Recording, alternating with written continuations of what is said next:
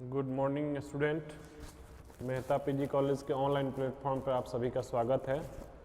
आज हम लोग मैक्सवेल इक्वेशन का एप्लीकेशन पढ़ेंगे। एप्लीकेशन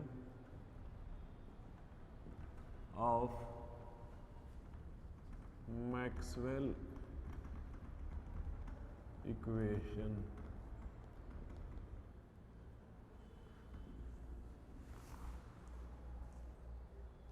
ठीक है,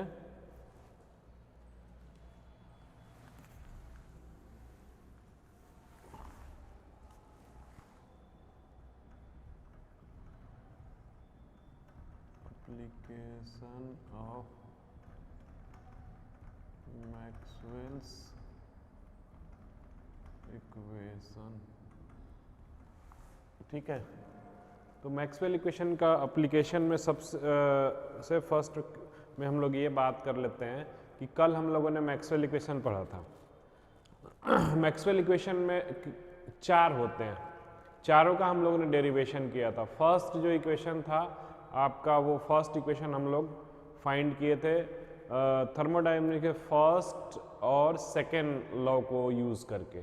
सेकेंड लॉ जो था उसको हम लोग कैसे किए थे, हेल्महोल्ट्ज़ फ्री एनर्जी, उसके बाद फिर एंथैल्पी, फिर हम लोगों ने गिब्स फ्री एनर्जी, ये चारों को यूज़ करके हम लोगों ने चार मैक्सवेल इक्वेशन फाइंड किए थे और उसको डिराइव किए थे। अब आज हम लोग जो वो चार इक्वेशन आया है उस इक्वेशन को अप्लाई कैसे करना है उस पर हमें सोचना है और कहाँ अप्लाई करना है। ठीक है, तो हम लोग सबसे फर्स्ट में एक एप्लीकेशन लेते हैं, क्लॉसियस क्लैपेरॉन इक्वेशन ले लेते हैं और क्लॉसियस क्लैपेरॉन इक्वेशन जो होता है उसको फाइंड करते हैं मैक्सवेल इक्वेशन की हेल्प से। ठीक है, तो एप्लीकेशन में फर्स्ट आपका क्लॉसियस क्लैपेरॉन्स, फर्स्ट एप्लीकेशन आपका क्लॉसियस क्लैपेरॉन इक्वेशन, इस इक्वेशन को फाइंड करते हैं। ठीक है, कैसे फाइंड करेंगे, तो अपन इसके लिए सोचना पड़ेगा अपने को कौन सा इक्वेशन अपन यूज़ करें। आपके पास चार इक्वेशन है, उस चार इक्वेशन में से कोई एक इक्वेशन यूज़ करें और उस एक इक्वेशन से अपन क्या करेंगे कि मैक्सवेल का इक्वेशन, क्लॉसियस क्लैपेरॉन का इक्वेशन अपन फाइंड करेंगे। तो उसमें अपन सेकेंड रिलेशन से बात करते हैं और सेकेंड रिलेशन को यूज़ करते हैं। ठीक है, मैक्सवेल के सेकेंड रिलेशन से, मैक्सवेल सेकेंड रिलेशन। ठीक है, तो आपको याद होगा मैक्सवेल सेकेंड रिलेशन क्या होता है, delta S by delta V T equal to delta P by delta T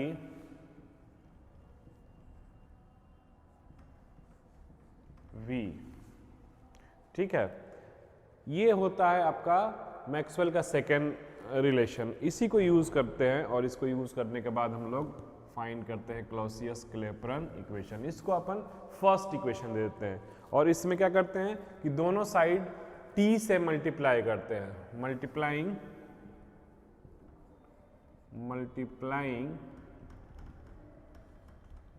both side by t। ये t क्या है, टेम्परेचर है, तो कर देते हैं t del S by del V t equal to t del V by del p by del t at constant v। ठीक है, अब इसमें अपन एक चीज अपने को पता है कि del S D S equal to होता है, we know that entropy relation आपको पता है कि डी एस इक्वल टू होता है डी क्यू बाई टी। ये एंट्रोपी का डिफिनीशन से अपने को आता है। तो अपन क्या कर सकते हैं कि टी डी एस जो है, यहाँ पर अपन इसको टी डी एस जो है इसको डी क्यू लिख सकते हैं, तो इसको D Q equal to T D S. तो ये डेल्टा एस की जगह पे अपन क्या लिख सकते हैं, डेल्टा क्यू। तो इसको लिख सकते हैं delta Q by delta V at temperature T equal to T del P by del T. ठीक है, तो ये आपका क्या आ गया, ये चेंज हो गया रिलेशन आपका। अपन ये बोलते हैं कि जो गैस अपन एब्जॉर्ब और इमिट करते हैं वही अपना क्या है, डेल्टा क्यू है। ठीक है, तो अपन अब क्या करें कि यदि मान लिया जाए कि इसमें जो गुप्त ऊष्मा होती है इसकी, जो अपन बोलते हैं लेटेंट हीट, और इसका जो वॉल्यूम है V से V2 होता है, तो अपन ये रिलेशन को इस तरह से लिख सकते हैं, del Q by del V at T equal to L V2 minus V1 और del P by del V, sorry del T at constant V। ठीक है, अब इसमें अपने को ये पता चलता है कि ये जो आया हुआ है, सॉरी ये जो आया हुआ है ये इक्वल टू में टी के साथ है। इससे अपने रिलेशन एक निकलता है कि अपन इसको क्या लिख सकते हैं। अगर इन रिलेशन को हम लोग देखें तो अपन लिखेंगे L V2 minus V1 equal to T del P by del T V। तो अपन इसको लिख सकते हैं डेल P बाई डेल टी equal to L T V2 minus V1। यही आपका क्या है, क्लॉसियस-क्लैपेरॉन इक्वेशन है। This equation is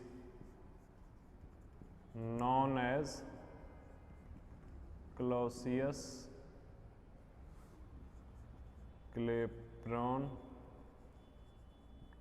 equation. इसको बोलते हैं अपन क्लॉसियस-क्लैपेरॉन इक्वेशन। ठीक है, इसको नोट डाउन कर लीजिए।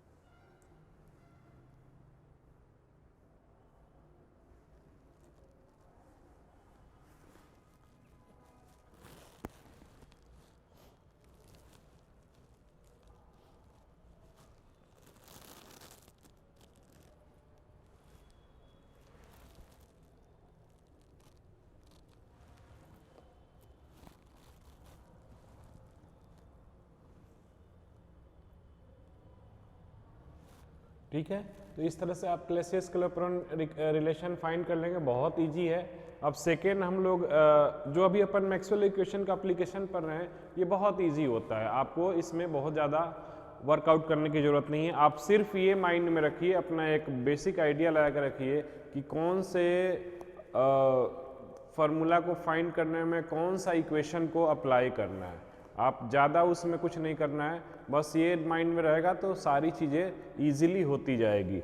ठीक है, तो अपन सेकेंड एप्लीकेशन पढ़ते हैं। ये हो गया आपका फर्स्ट एप्लीकेशन था क्लॉसियस-क्लैपेरॉन इक्वेशन को फाइंड करना मैक्सवेल इक्वेशन की हेल्प से, जिसको हम लोगों ने सेकेंड मैक्सवेल इक्वेशन का जो रिलेशन है उसको अप्लाई किया, और अप्लाई करने के बाद हम लोग ये रिलेशन फाइंड कर लिए। अब अपन जो फाइंड कर रहे हैं वो सेकेंड रिलेशन फाइंड करते हैं। अपन एक रेशियो निकालेंगे एडियाबेटिक एंड आइसोथर्मल कोफिशिएंट का। इसको रब कर दीजिए।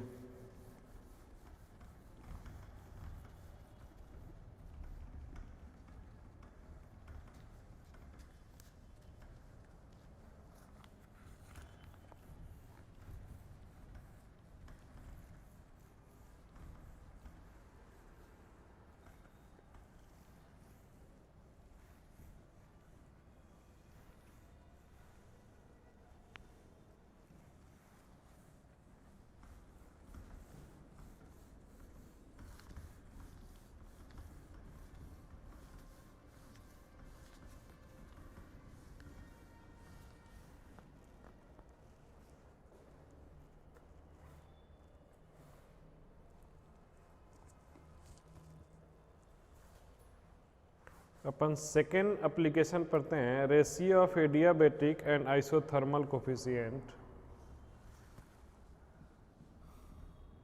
सेकेंड एप्लीकेशन है ratio of adiabatic and isothermal coefficients of elasticities, coefficient of elasticities। ठीक है, अब यहाँ पर आपको पता है कि elasticity क्या होती है।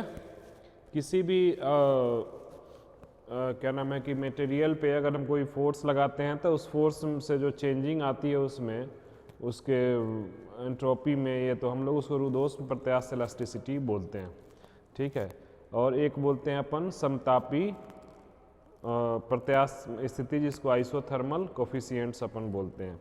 तो अपने को ये होता है ES इक्वल टू, ये होता है आपका एडियाबेटिक के चलते वो होता है -V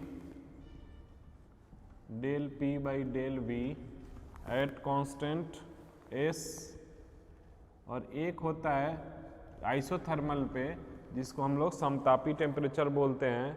ये कांस्टेंट T पे होता है, ये कांस्टेंट S पे होता है। तो -V del P by del V at constant T, ये यहाँ पर टेम्परेचर कांस्टेंट रहता है। तो अपन अगर इनका रेशियो ले लें तो रेशियो लेके देखते हैं। ES by ET, equation number ये फर्स्ट ले लीजिए, इक्वेशन नंबर सेकंड ले लीजिए, और taking ratio of equation first and second. ठीक है, यानी ES बाई ET। ठीक है, तो ES बाई ET लेंगे तो अपन क्या लिखेंगे, -V del P by del V S by -V del P by del V T। ये कैंसिल आउट हो जाएगा आपका, तो आपके पास जो टर्म बचेगा वो टर्म क्या बचेगा, del P by del V at constant S del P by del V at constant T। ठीक है, तो ES बाई ET जो है उसको अपन कुछ चेंज करना चाहें अपन कि T से जो ऊपर है उसको T से के टर्म में चेंज कर दें और नीचे वाले को S के टर्म में कर दें। तो अपन इसको लिख सकते हैं delta P by delta T into del T by del V। ठीक है, एट कांस्टेंट S। नीचे अपन उसी तरह क्या लिख देंगे कि del P by del S at constant T, ये del P by del S by del V at constant T। ठीक है, हमने कुछ नहीं किया, सिर्फ डेल T के रिस्पेक्ट में इसको डिफ्रेंशिएट किया ऊपर नीचे, ताकि कोई इफेक्ट नहीं पड़ेगा इक्वेशन से। अब मैक्सवेल इक्वेशन अब यहाँ पर अपन यूज़ कर सकते हैं। ठीक है, तो आपको मैक्सवेल इक्वेशन, चारों मैक्सवेल इक्वेशन को जब यूज़ करेंगे तो वहाँ देखेंगे कि जो रिलेशन आया है डेल P डेल T में, तो del P by del T जो होता है वो del S by del V होता है। तो अपन इस इक्वेशन को लिख सकते हैं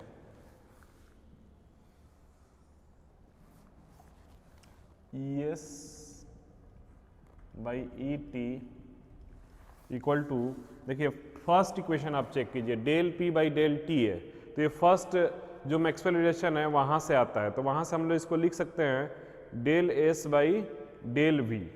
वहाँ से क्या लिख सकते हैं अपन, del S by del v, del S by del v at constant p। ठीक है। सेकेंड टर्म अपने पास है del T by del v। ठीक है, तो del T by del v जो है चौथा जो इक्वेशन होता है उससे अपना रिलेशन आता है, वो क्या होता है del p by del s at constant v। तो ये होता है del p by del s as constant v। ठीक है, ये है नीचे del p by del s। ठीक है, तो del p by del s है, वो रिलेशन अपने को देखना है। ये भी वही है, del p by del s हुआ था del t by del v था, तो del t by del v का आ गया और del p by del s का रिलेशन आ गया। ठीक है, तो अपन क्या करेंगे, del t by del v इसको लिख सकते हैं del t by del v, del t by del v, del t by del v at constant p।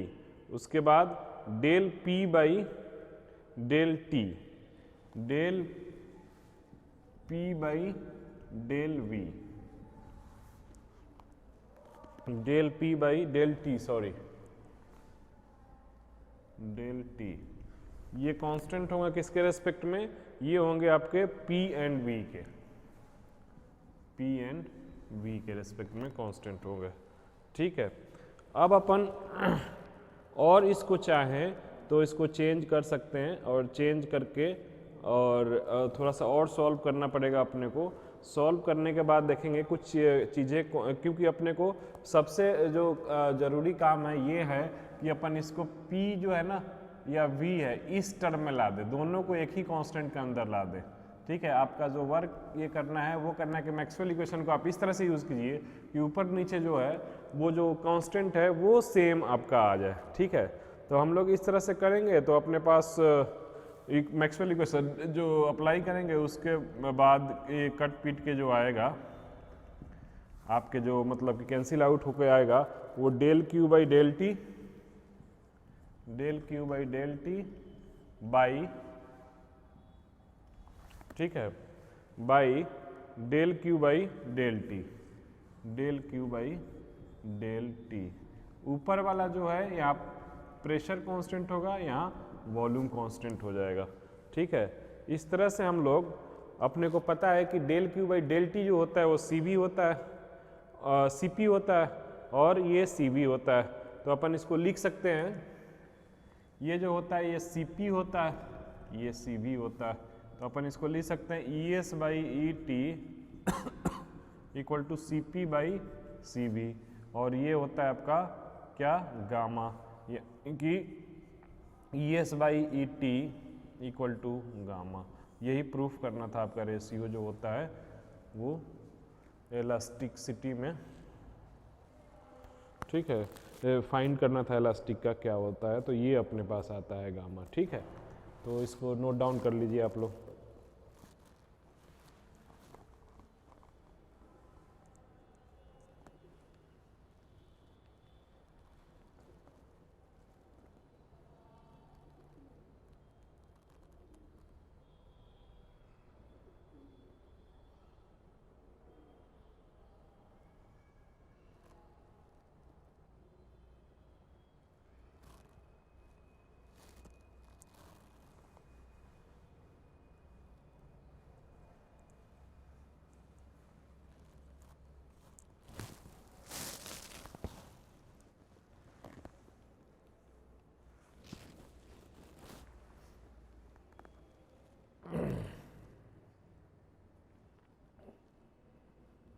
Hello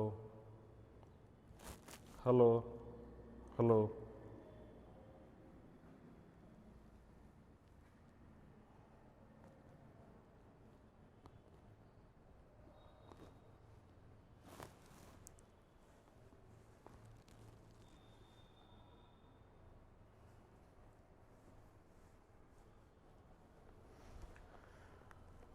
ठीक है, ये भी आपको बहुत इजी लगा होगा। इसको सिर्फ आपको मैथमेटिकल स्टेप्स को पता करना है कि कौन सा स्टेप कहाँ पर अपन लाएं।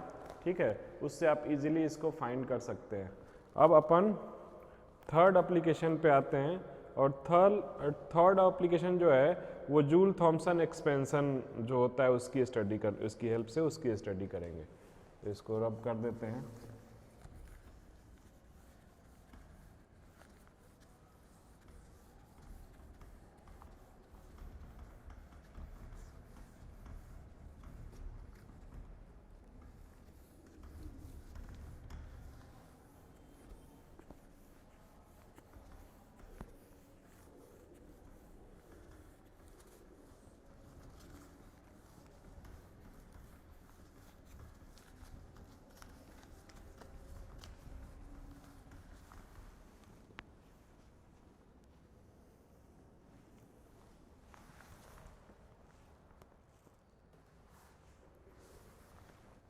थर्ड आपका है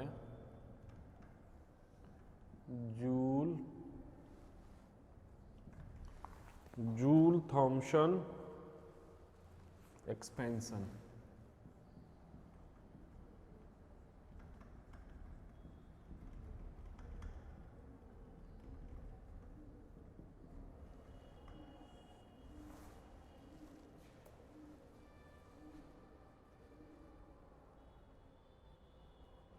ठीक है,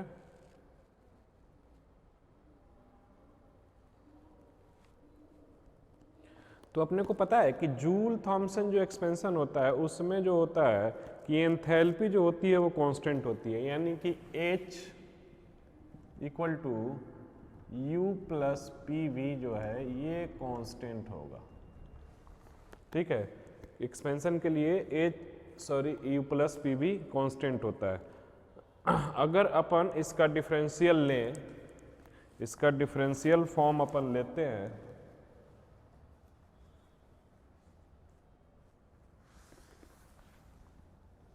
तो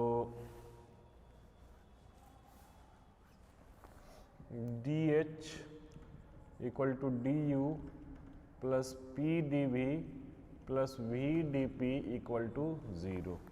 that means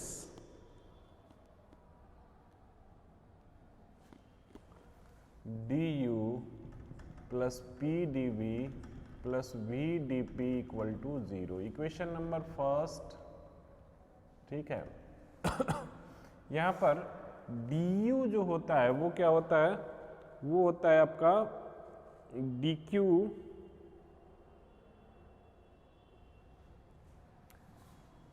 we know that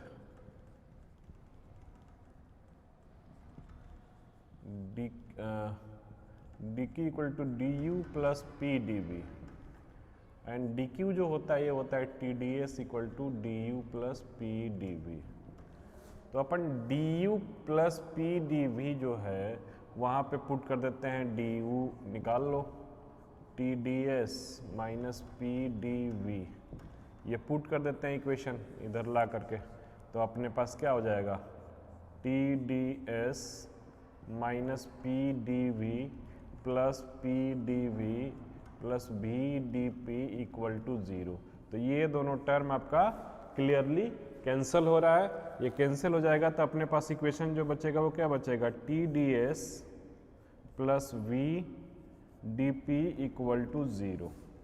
ठीक है, अब ये जो इक्वेशन बचा, अब इस इक्वेशन को अपने को सॉल्व करना है तो इसको सेकेंड नंबर इक्वेशन ले लीजिए, यहाँ तक आप लिख लीजिए, फिर इसको हम लोग रब करके फिर ये करते हैं।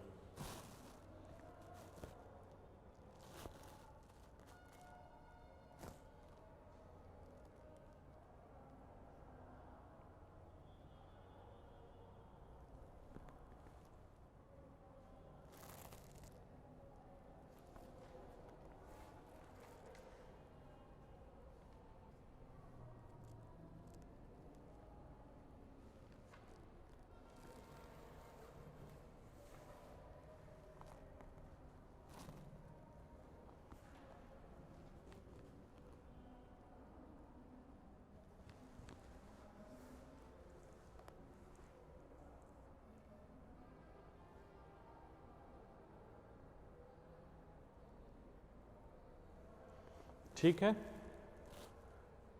तो इसको अपन कंप्लीट करेंगे, अभी अपन यहीं तक रहने देते हैं।